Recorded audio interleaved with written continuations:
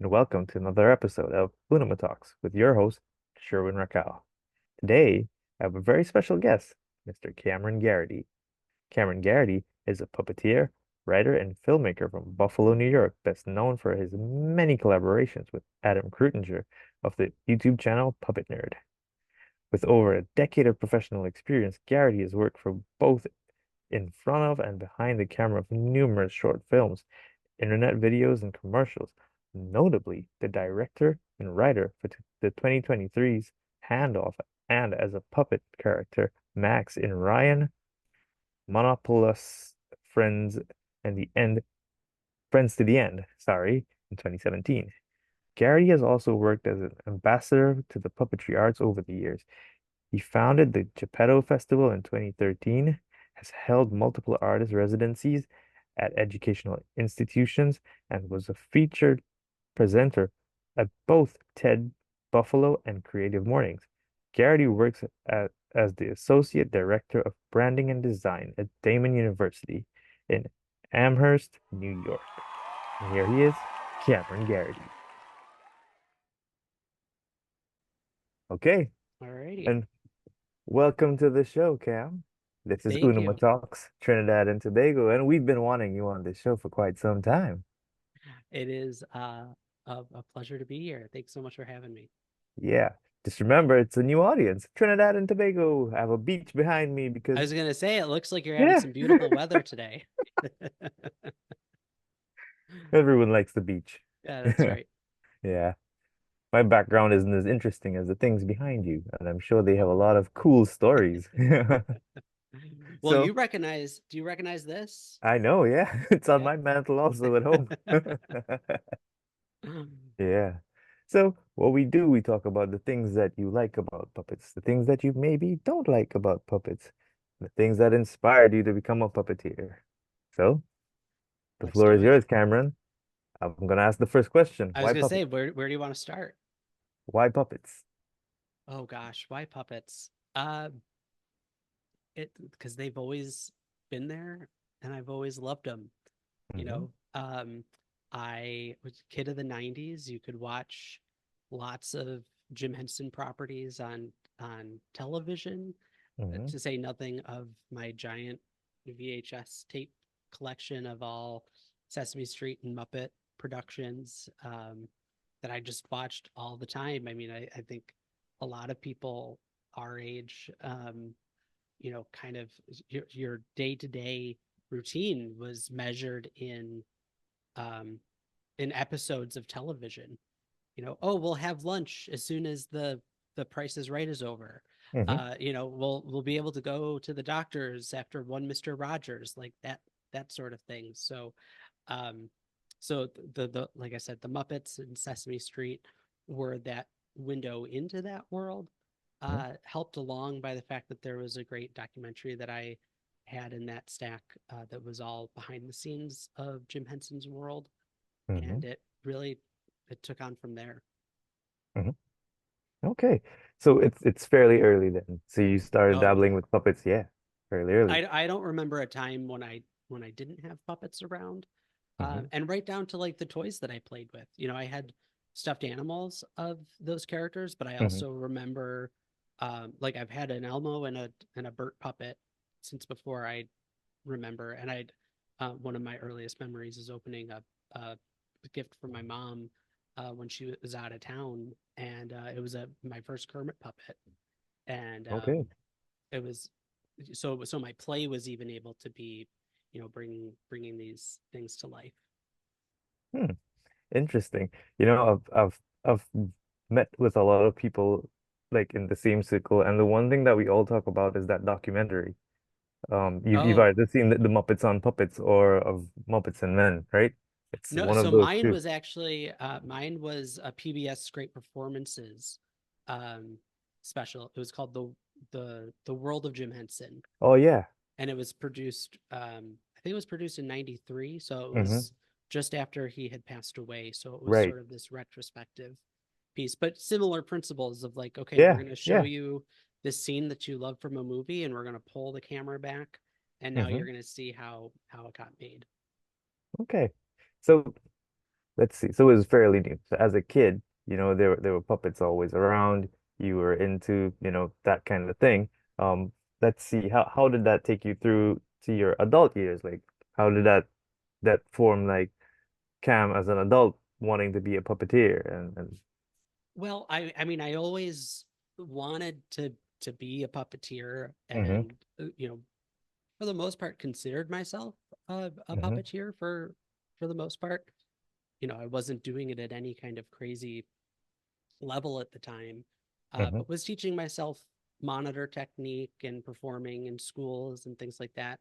A lot of times when I had like an oral report that I had to give in school, I would try to find some way to be able to bring a puppet with me up in front of the class.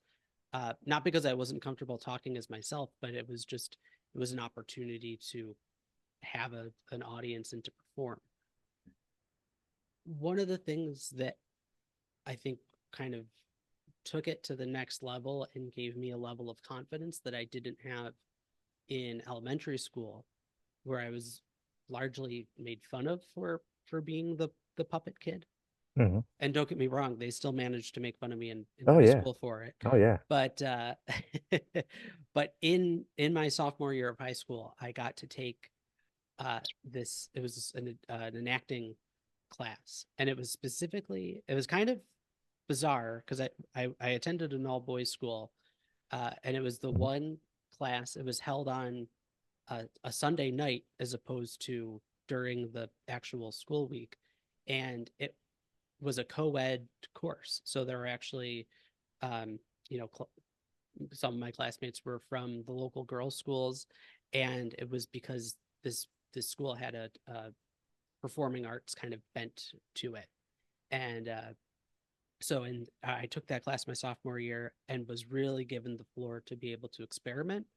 And the I could still remember his name, Luke Holiakovo, was so willing to let me perform puppets as opposed to I still did some of the meaty human puppet acting, but I got I got to wiggle the dolls quite a bit. And what I did for myself, and I hadn't seen it done anywhere else, but I thought, well, okay, I you can't have a puppet in a vacuum. You can't just go up and have a puppet talking to himself. But how the heck am I going to have like I didn't even think of doing two hands over mm-hmm, my head, but I thought, well, I could pre-tape half a performance on camera mm-hmm, and then perform a live puppet talking with myself. So mm-hmm, I created a sketch called How to Be an Entertainer. And the idea was, I think the first time I did it, it was literally just like a Cookie Monster puppet and a Kermit the Frog puppet. mm-hmm, Kermit was in the screen, Cookie Monster was live. mm-hmm. But it gave me this chance to be able to do all of this like slapsticky stuff. And I had props that I would be able to throw, like if, someone pushed on a dynamite plunger, there'd be an explosion that came out in real life and all that. But it would end up with Cookie Monster like changing the channel to other things, or there was just this fun interplay that I was able to do a lot more doing that than I would have been if I was just two hands over my head. Mm-hmm. And when that, I'll like core memory for me was coming out from under the table when I performed it for the first time for an audience of classmates, and people were just cheering because they like it had so wowed them. It was a way that they had never seen puppets before, and it was something that they weren't expecting when they saw this like skinny nerdy guy with glasses saying, "Hey, I want to play with puppets during this class."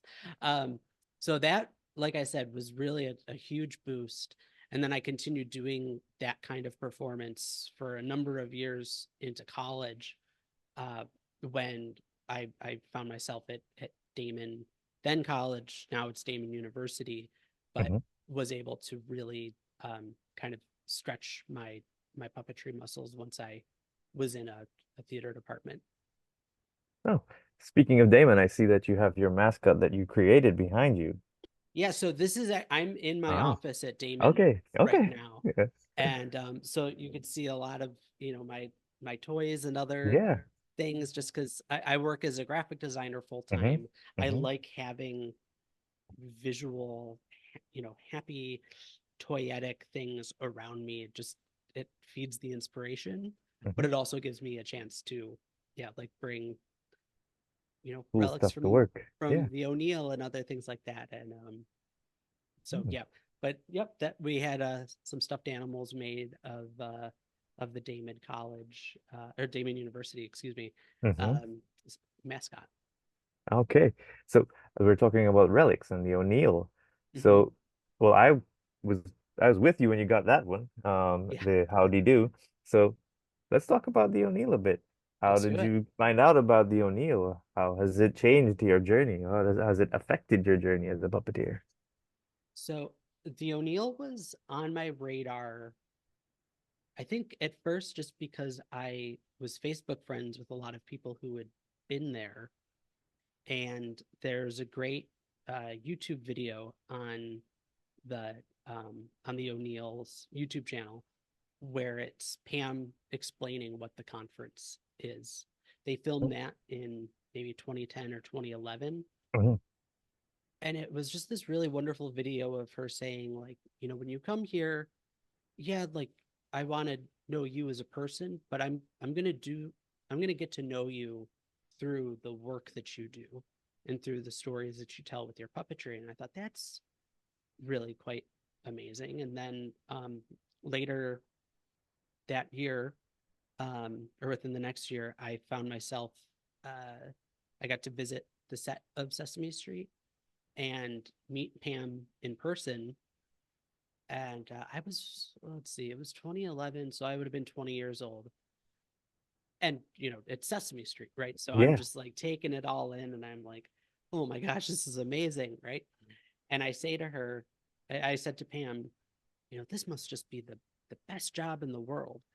And she was like, well, it's really great, and I love it. And don't get me wrong, it's a ton of fun. She said, but it's really not my full time job anymore. At that point, they were producing 26 episodes a year. She said, and I said, oh, is it the O'Neill then? And she was like, that's the real deal. And by that point, it was April, so applications had already that window had come and gone. But I set my sights on, okay, I need to go in 2012, Mhm. and I was able to go in 2012. I got a student research grant from Damon that allowed me to pay my way there, and I've gone back. It's like I think 8 or 9 times now over the 10, 11 years Hmm. since I first heard about it. So Hmm. it's very much what I consider to be my artistic home. No, And it's it it's is. wonderful because I get to meet people like you and a lot of the guests you've had on Mhm. this program. And Yeah, yeah, it changed my life. it does. It does. It really does. Is that way you met Adam? No, no, I've Oh, known Adam. So Adam and I like live yeah. Yeah. in the same town. Yeah. So Okay. he and I met because I was again, I'm in college. I'm the Hmm. puppet guy, and one of my friends was an assistant stage manager at this show that Adam was had built and was performing some puppets in, Hmm. along with another one of our friends, Zach Halmiser, who we do a lot of our work with. And she she saw that there were these puppets in the production and said, "Oh my gosh, Cam, you gotta meet these two guys, Adam and Zach." And I had at that point, Adam did he had a YouTube channel, but he was not anywhere near to the puppet nerd Hmm. behemoth that he's at right now. And so we connected on Facebook, and by that point he had done a lot of costuming Hmm. and was maybe a year or two into like really building puppets, but he was already like above and beyond anything that I could have ever dreamed of. And Hmm. to be able to meet him um, and get to see his process and how he worked, it was amazing. And I had my own set of skills as a writer and a storyboard artist and a performer that we complemented each other really, really well. And so from the moment we met, it was kind of like, okay, we're doing this together. And we both always say that we do our best work together. That's true.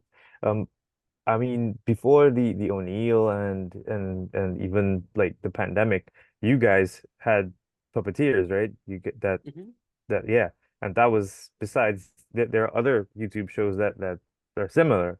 That was the one that I would look at the most because like I had no idea who were below some of the Muppets now.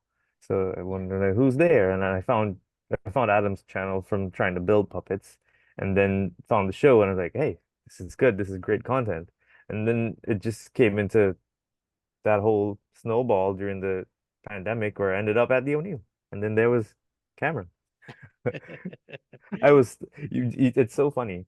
My wife says she's like it would if she were there and she got to meet you guys, it would be like meeting a celebrity because we look at you Oh, guys all the time. So we look at that all the time. Puppeteers was we looked at that from end to end during the pandemic because that's when we really tried to hone our skills with building mhm. and performing and everything. And Adam's channel has inspired so many and done so much. And I don't think we can I don't think we can thank him enough because everything that we need to do right now, we're building a puppet for someone. And every time she's building, because my wife builds all the puppets while Okay. I'm at work. Yeah, she builds everything. I help design, but she does the building. Every time she reaches a point that she's unsure of something, I'll say, you know what? Just I'm sure Adam has something. And Hmm. she does. She looks at it and it's there. It's the It biggest resource we could ever dream about having.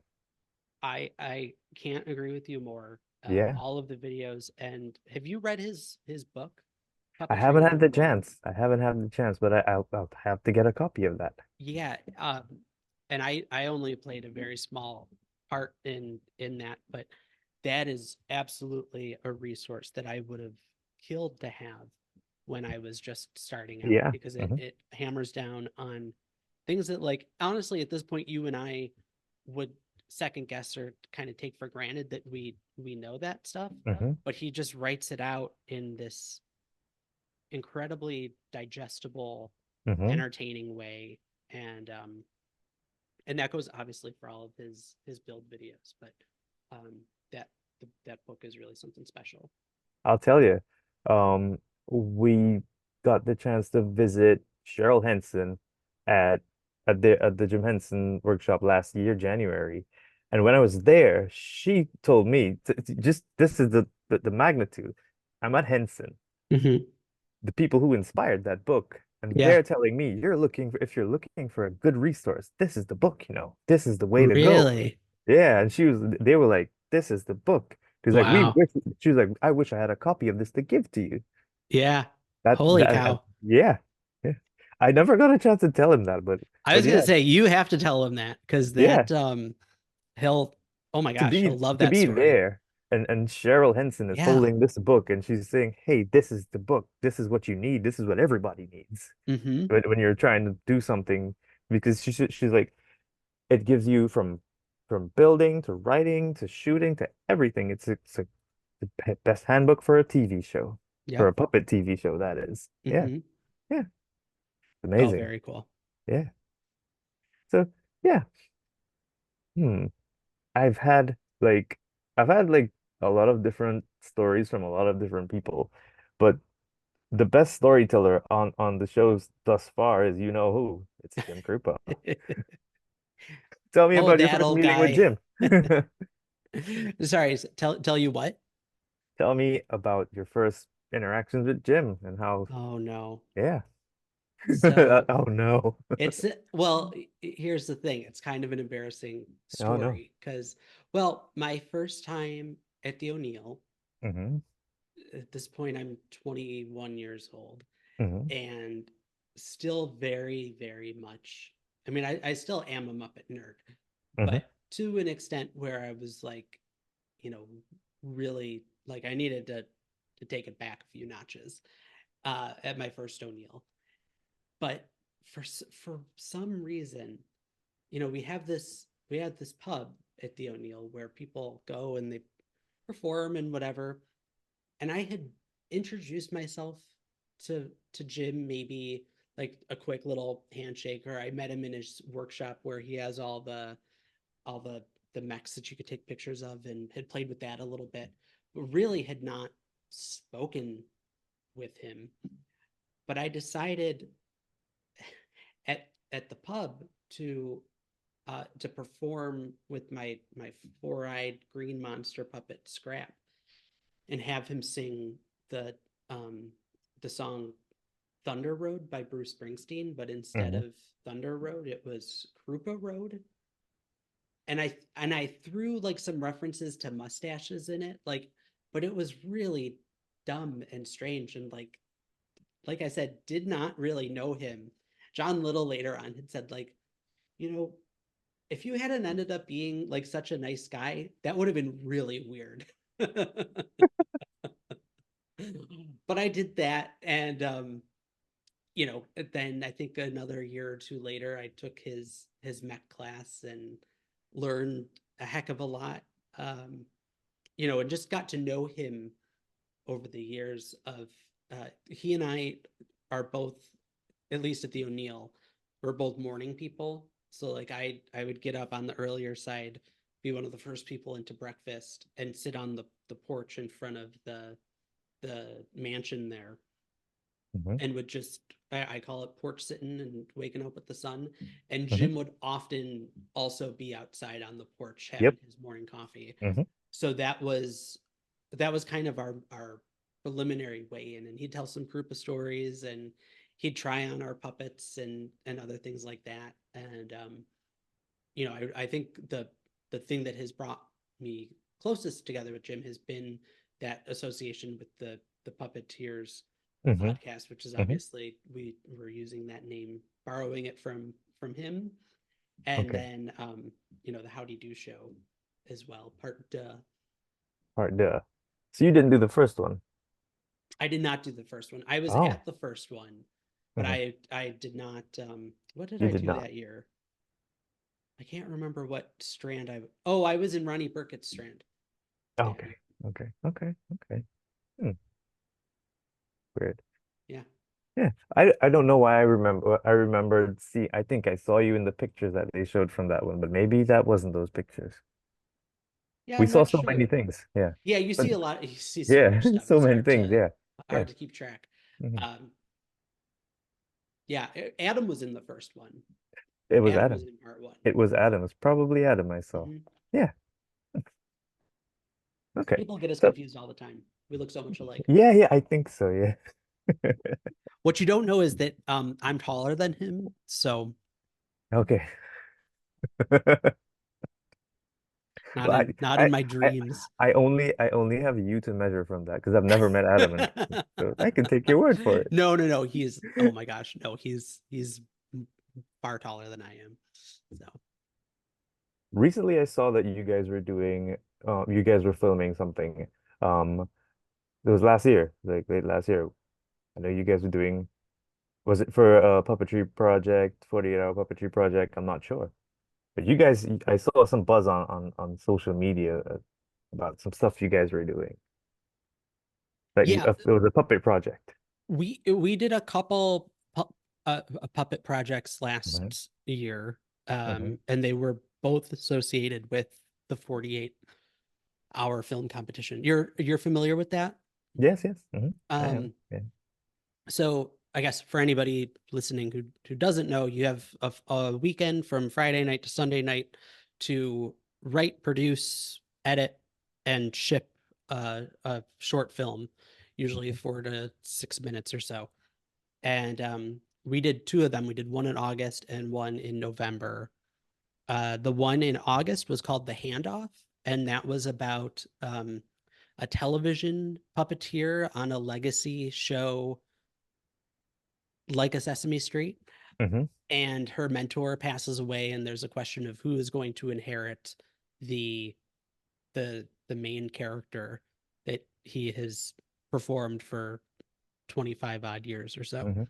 Mhm. So that was the handoff, which we submitted late, so it didn't really get to go very far in our local competition, but it is probably one of the pieces that I'm most proud of all Mm-hmm. of the work that I've Mm-hmm. done.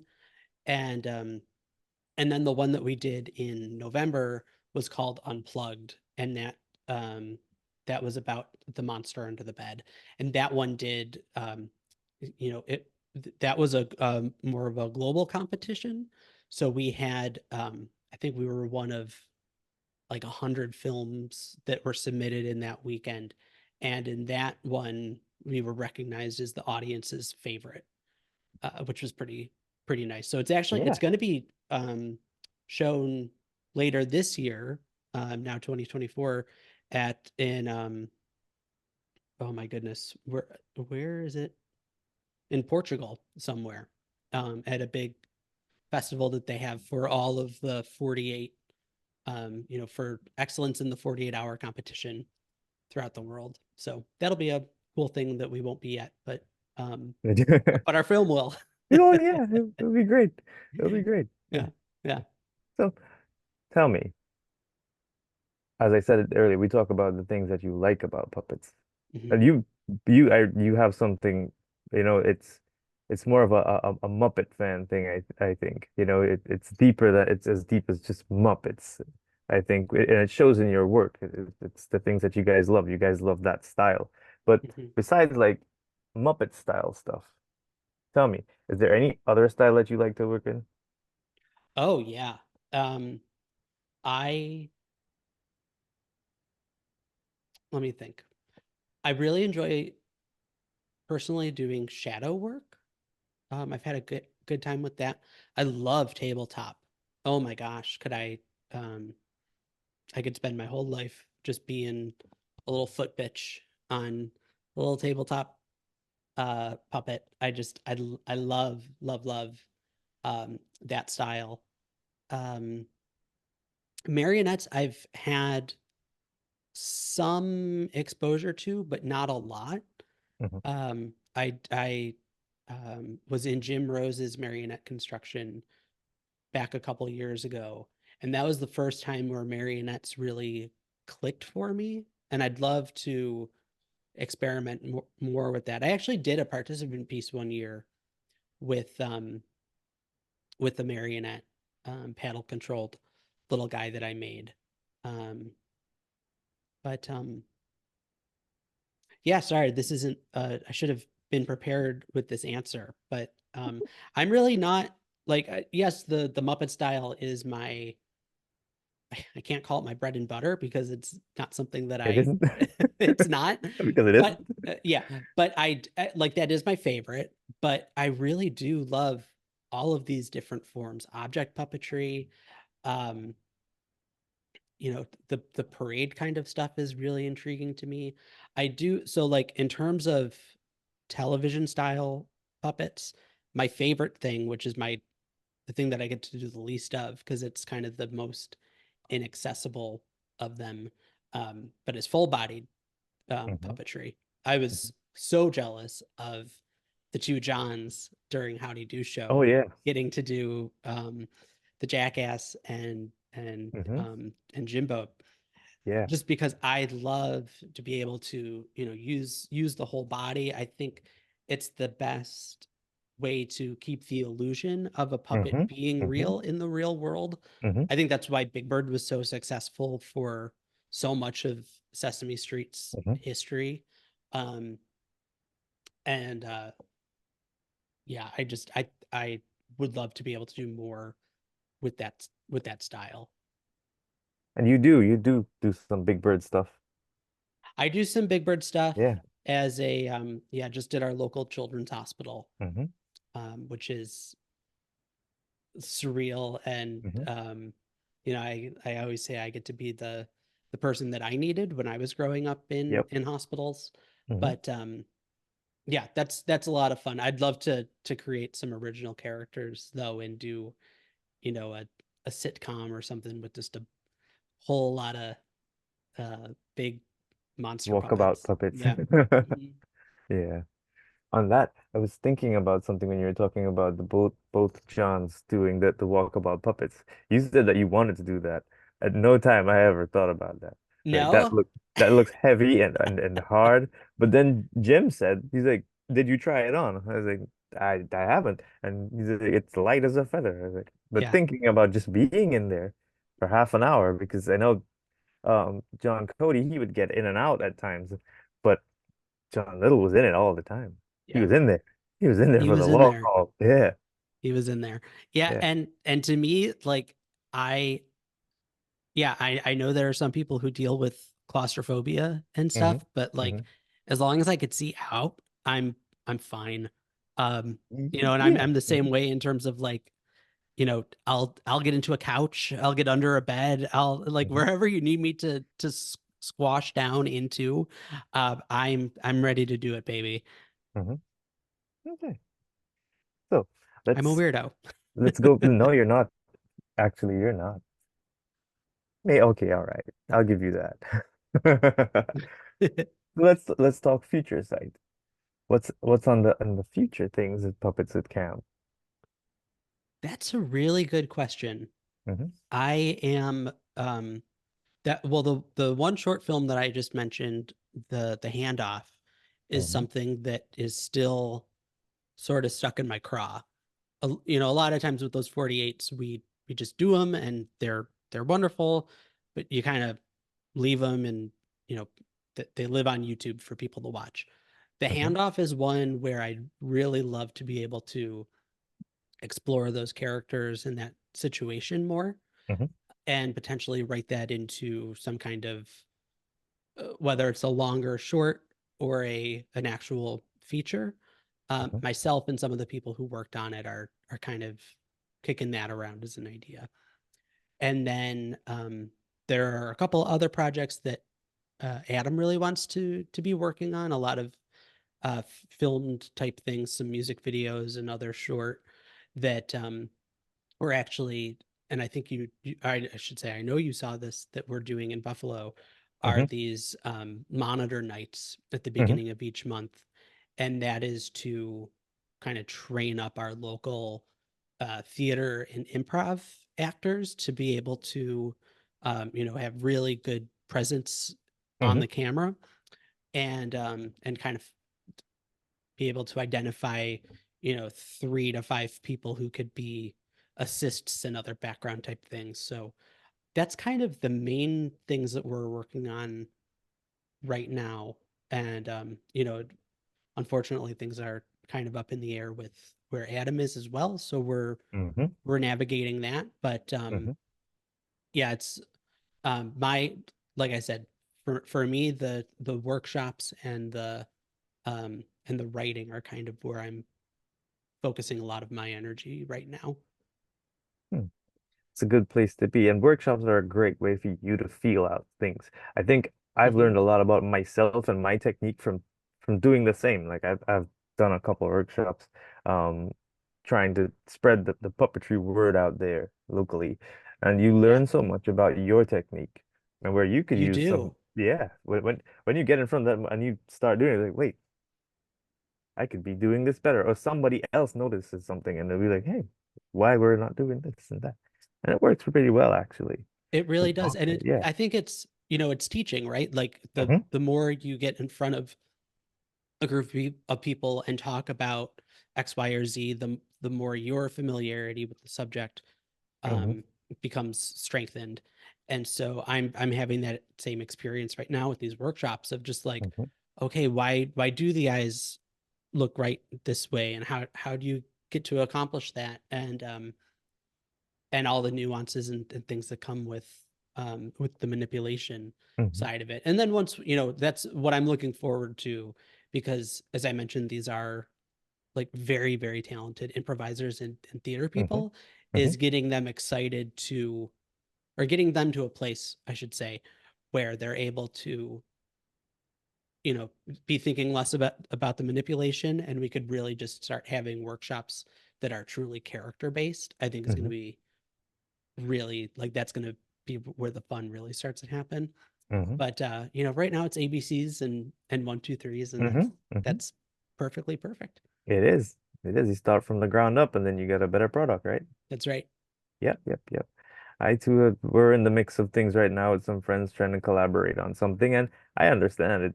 It's going through the scripts. It's trying to find ways to make it the best show possible, and yeah, that's how it goes. Yeah.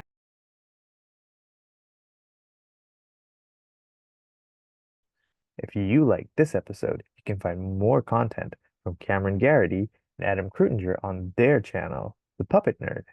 You can check it out for all your puppet building, puppet planning, and all the cool episodes of Puppeteers on the channel. Also, there's a link down there if you have some that you could contribute to Adam and his journey. Please, he's having a really difficult time and he could really use the help. So check it out. If you can contribute, contribute. If you can, just send some well wishes to our friend Adam Kreutinger.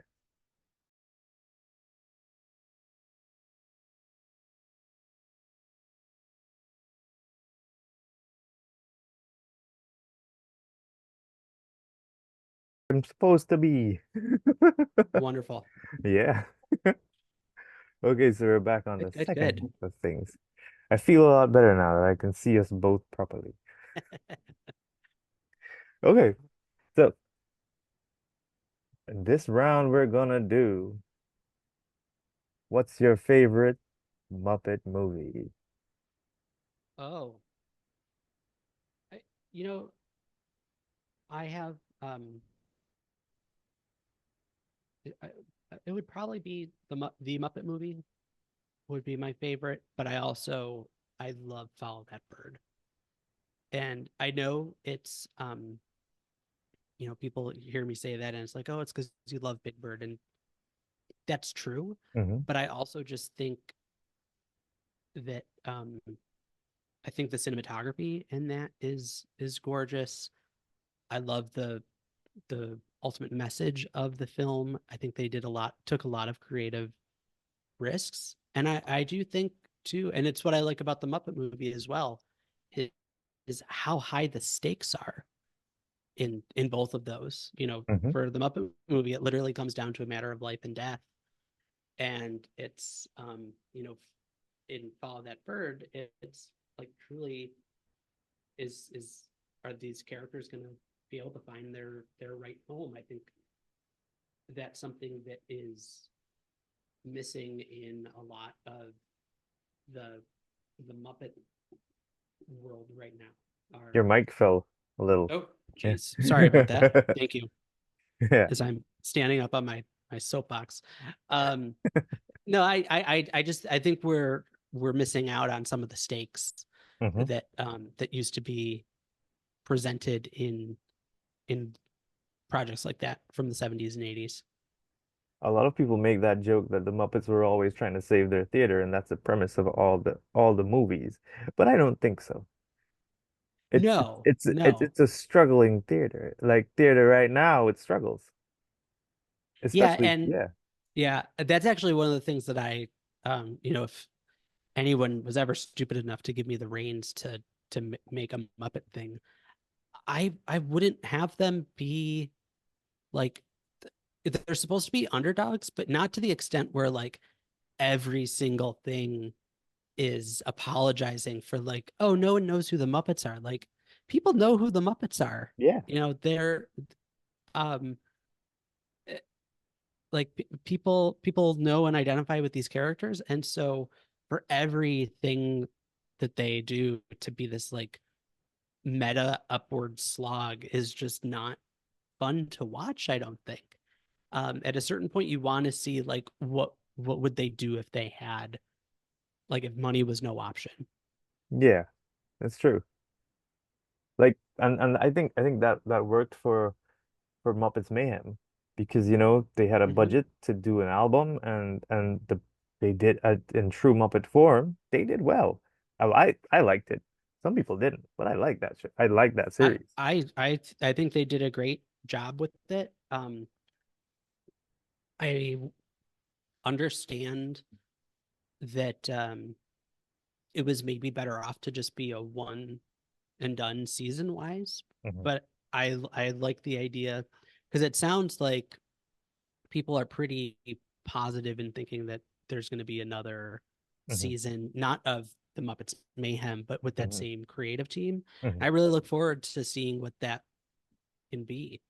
Um, I don't mind that we kind of break off into these segments of different um, different little groups of puppets, of characters, I should say. Hmm. Hmm. And I think that format also can set us up for introducing new characters into Hmm. the fold, which I think is ultimately what the Muppets need more than anything, Hmm. are characters that the this current set of performers are able to fully own, just Hmm. like Jim and Frank and Richard and Jerry and Steve got to really be put themselves into these Hmm. roles. Hmm. Yeah. And I mean, that makes sense because when you think about characters that came from like the original Muppet guys, and then after like the guys who were in the 90s, they're still very strong characters. Where like Elmo and Kevin Clash, or Hmm. Pepe and Bill Beretta, or Rizzo and Steve. There's so much of them in the characters they do, Yep. No, and and I think, look at Penny Waxman. hmm. Leslie Hmm. did an amazing Yeah. job Hmm. with her. Even like small things like, I point to Uncle Deadly Hmm. because he was basic, like, yes, he was a pre-existing character, but Matt really Made him into made him something. his own. Yeah. Um, you see what he did with Constantine, Hmm. what Peter did with Walter, and what Hmm. Peter also did with Joe the Legal Weasel. Like, Hmm. there's something so refreshing about being able to watch these characters and not have to think about, like, well, are they doing it the way, whoever would have done it? Correct. It's just they own it. They get to just take on that full responsibility, and I long for the day where they get to do more of that. And I think that movie with Walter in 20 it was 2011, right? Mm-hmm. Yeah. I think that movie kind of summed it up for all of us because we all feel like we're Walter, like Oh I was yeah. that kid. I was that kid. Mhm. I was that teenager. I was a teenager and I was in my 20s and still I was still that guy. And people, and people just didn't get it. Like they didn't get how much you love the Muppets. Like I remember for Thanksgiving you shared that post with, yes, we've seen that drawing of, yeah, Big Bird being the That's turkey. right. We've seen it. That's We've right. seen it every year, you know. We see all the Yep. stupid things people post, We've We seen see every it. Muppet We've cupcake. seen, yeah, We've we've seen it. gotten Muppet Pez dispensers Oh yeah. for our birthdays. Like, Hmm. Mm. Seen it all. But you know what? yeah, We love it. yeah, We love it. absolutely. Yeah, your mic is down again. Oh my gosh, I'm so sorry about that. Yeah, it happens to the best of us, right? Yeah, I guess so. Yeah. Um,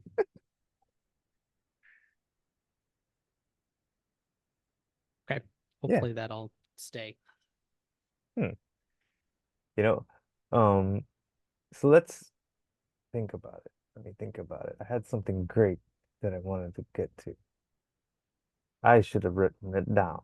I like That's doing all these right. I like doing these on the fly though. I like just Yeah. ask, I like being random with it and just letting it flow.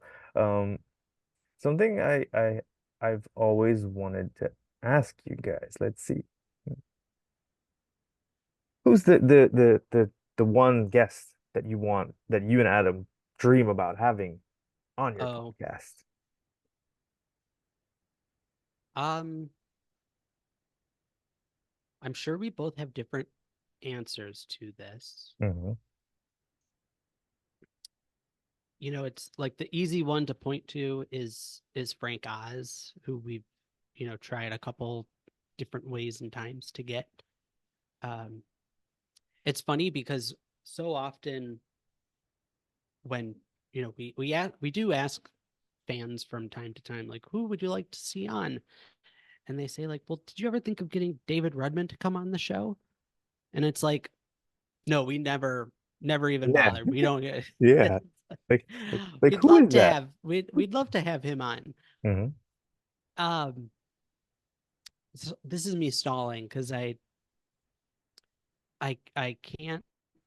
Here's someone for me who I'd love to be able to talk to is Julie Taymor.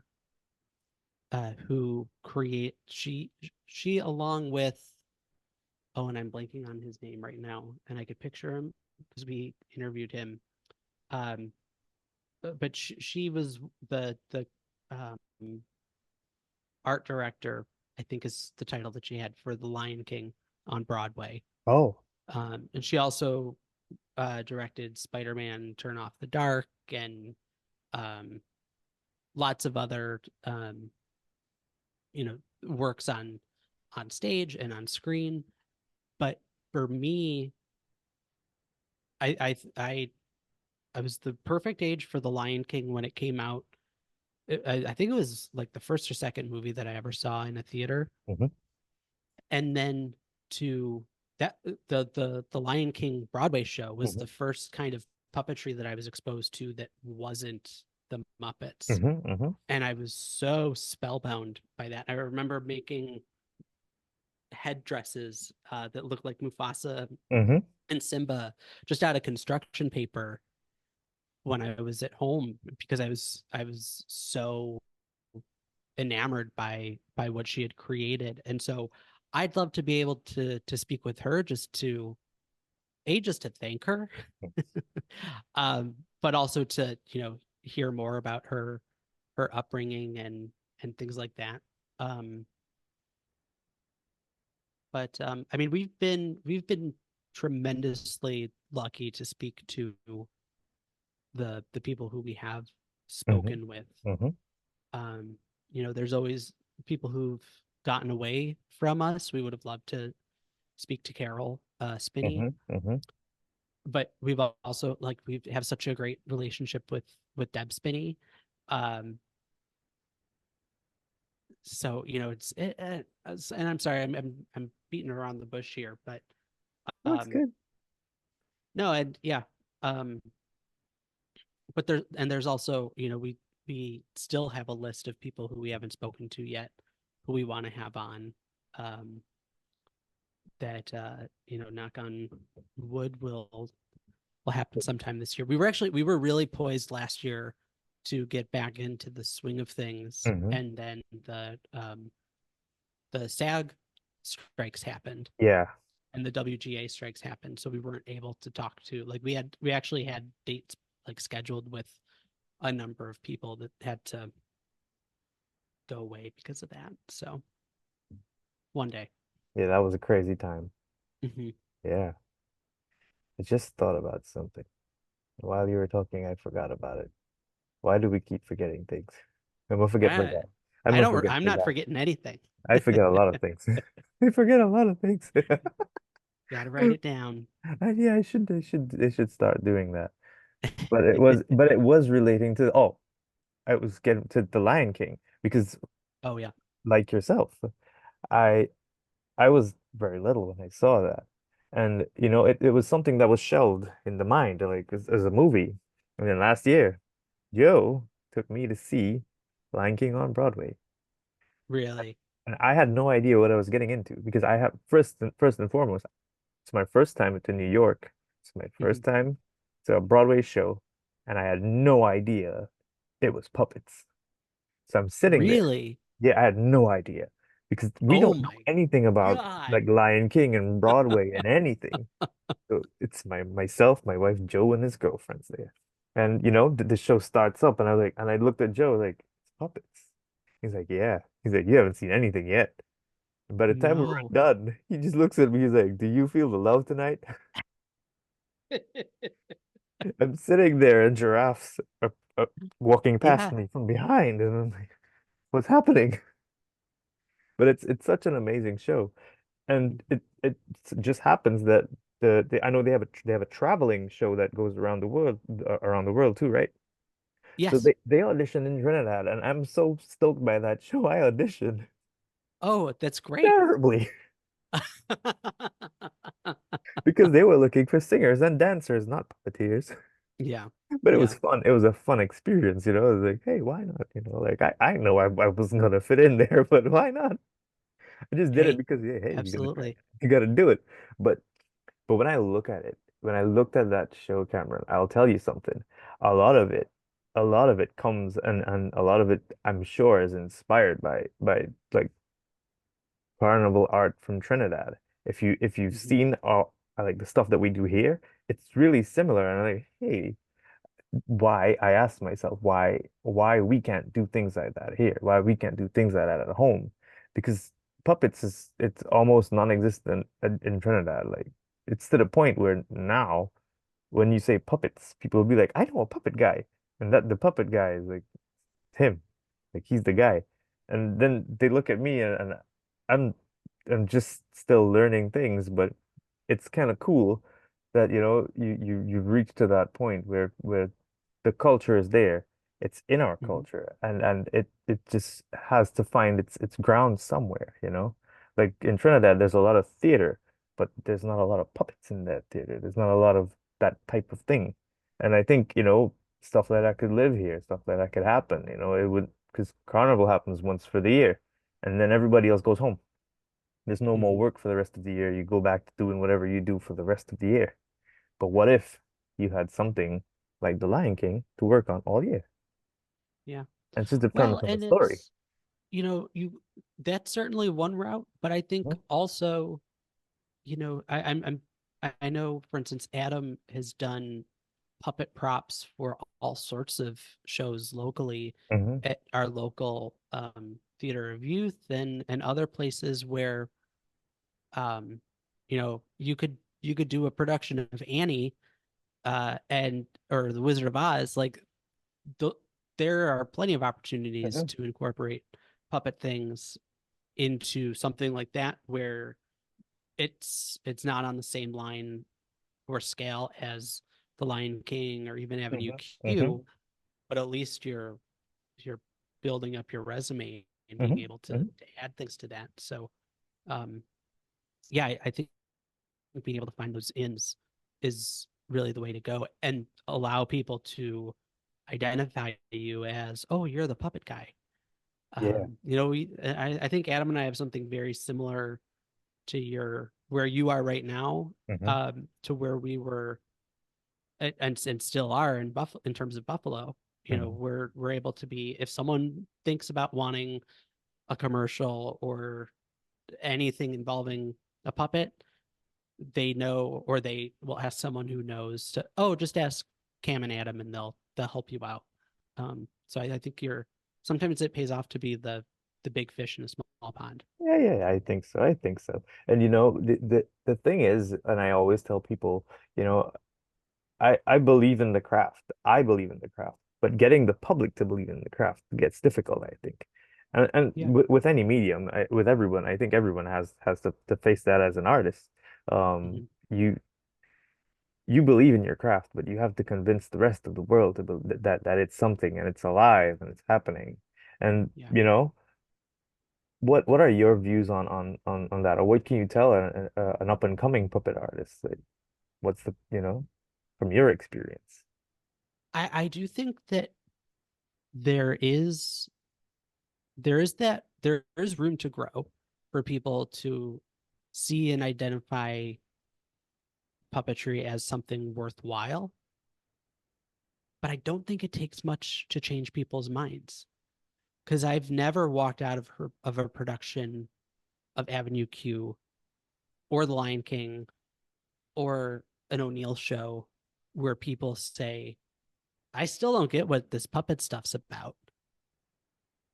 I think what we're missing is the fact that people don't there's kind of two kinds of puppetry, right? There's really excellent puppetry, which if done right, you don't even think about the fact that there are puppeteers doing the job.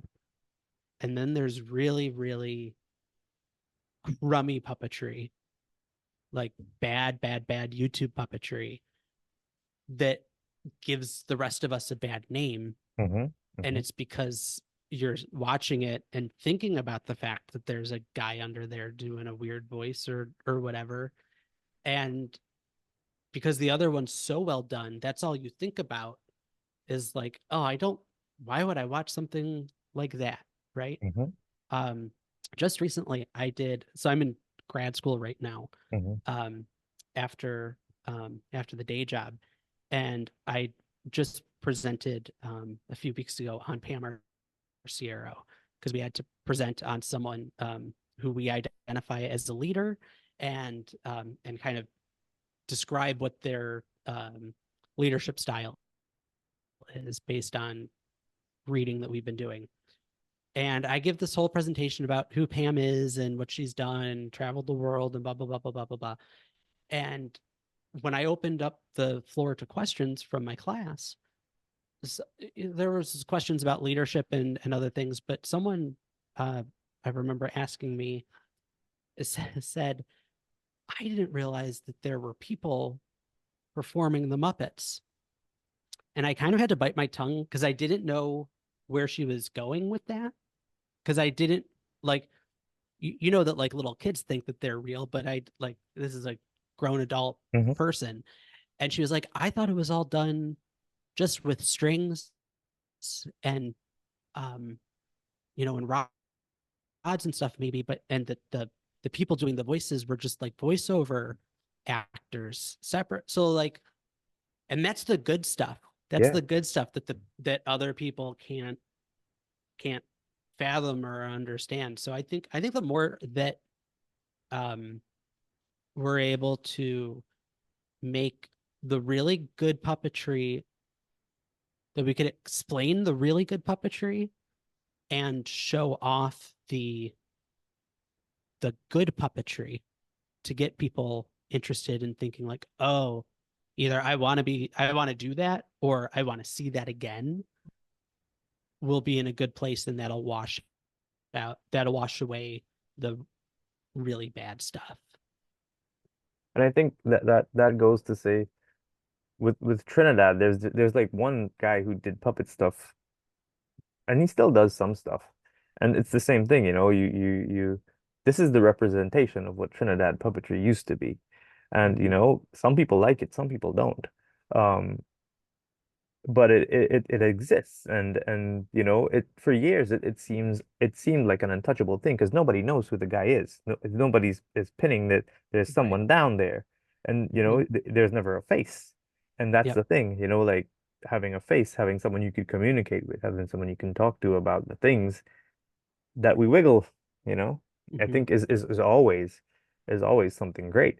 And you know, and that's why I'm doing this. That's why I'm trying to talk to puppeteers and have conversations and Yeah. show, you know, people here that, you know, hey, if you may like this, if you or you have some interest in puppets, you know, seek out this guy, seek out this guy, you know, give me a call, anything. Absolutely. And I'll share as much as I know. And if I don't know, I can point you in a direction to someone who does, you know? Mm-hmm. And hopefully, hopefully it reaches the right people.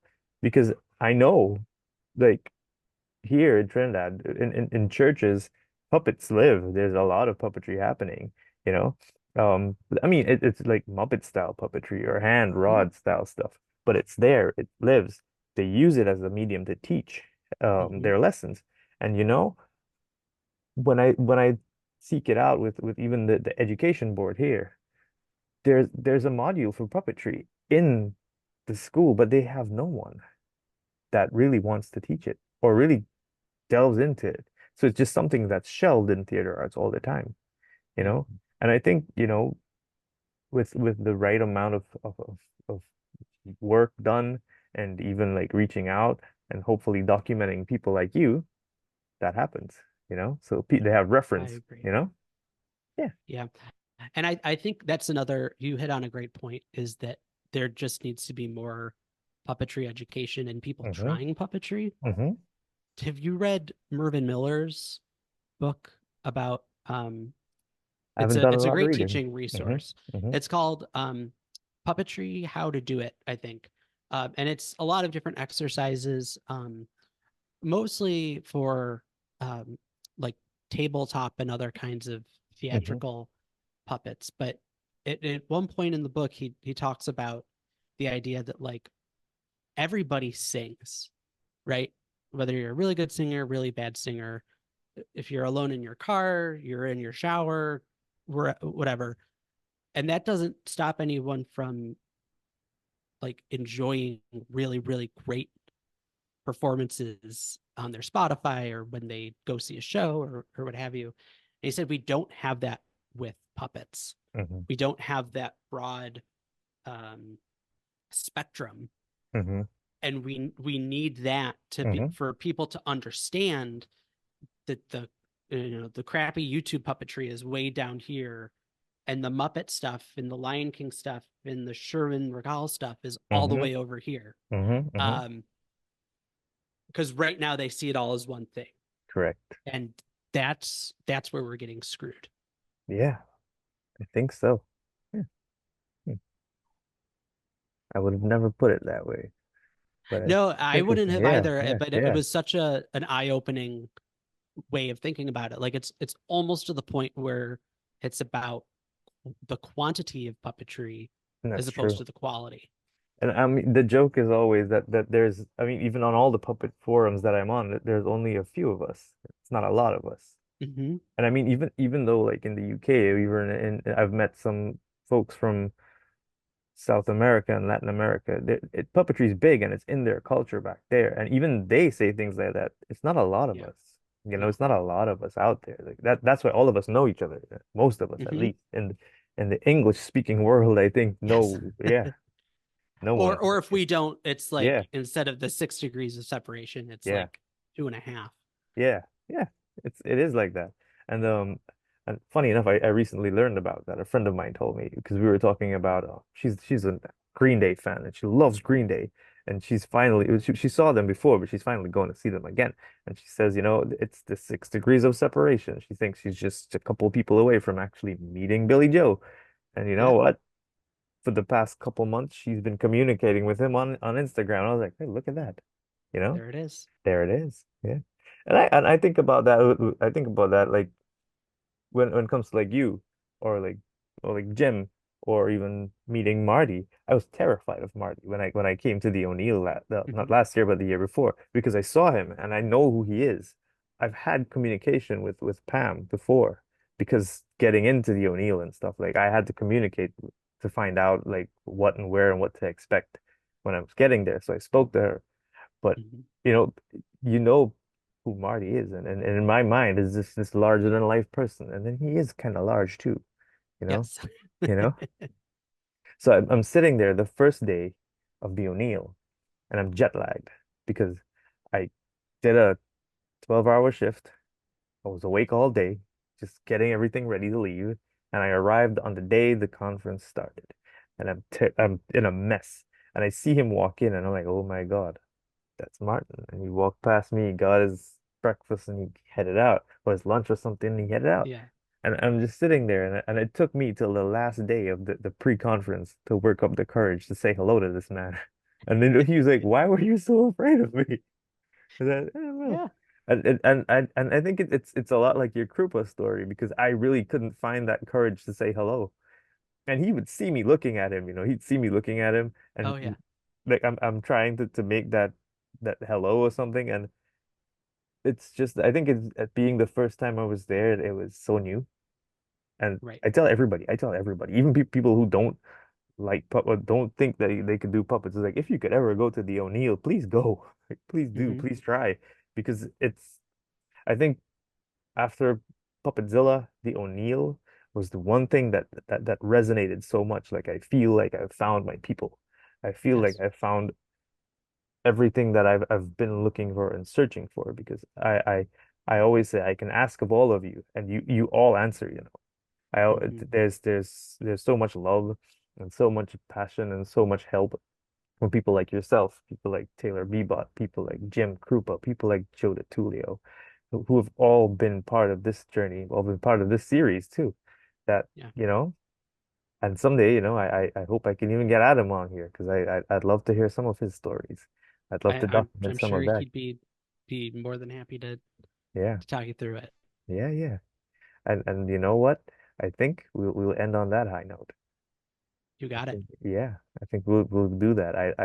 I love that we got to speak, Cameron. I miss you guys a lot, and Miss you too. I have no Neil all the time. My friends, I yeah, this year is going to be another no Neil for me. oh no. But it happens. You know, Yeah, we find our ways back. I applied. I'm not sure how I'll get there if I can, Uh-huh. but I'm gonna try. I'm gonna try. I'm Excellent. gonna I try to love do it. it. I have to because I feel like I'm missing out. Hmm. It's so much, you know? And on that one, I just want to say thank you for being here. We appreciate you coming on our show. And well, Absolutely. what's your last hmm, what would you like to say to Trinidad and Tobago before you go? You know what? Adam's been sharing this a lot, and I I like it, and I think it's going to be a new place for a lot of us. But puff it on. Puff it on. I love it. I love it. It's gonna be my saying from now on too.